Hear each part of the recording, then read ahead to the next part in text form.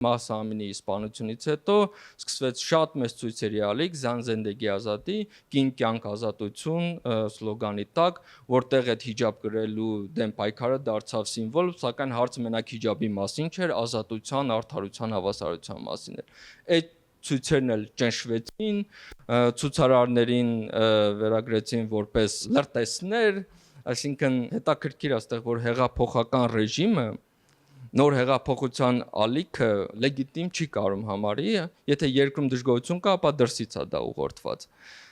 Չեմ ուզում ասեմ դրսից ուղղորդված չի, սակայն այս երկուսը կարող են միաժամանակ գոյություն ունենալ։ Կարող է լինել էնդեմիկ բնական ֆրուստրացիա ու կարող են դրսից ինչ-որ էլեմենտներ փորձել շահագործել այդ ֆրուստրացիան, ինչպես տեղի ունեցավ այս վերջին ցույցերի ընթացքում, որը սկսեց հեռախոս վաճառողներից Իրանի բազարում, որովհետև ռեալելի ընկավ, գնաճ տեղի ունեցավ ու իրենք արդեն չեն կարող հեռախոսներ ծախել բնակչությանը, ու հետո այդ ոլորտից սկսեց տարածել ոսկի վաճառողների վրա ու հետո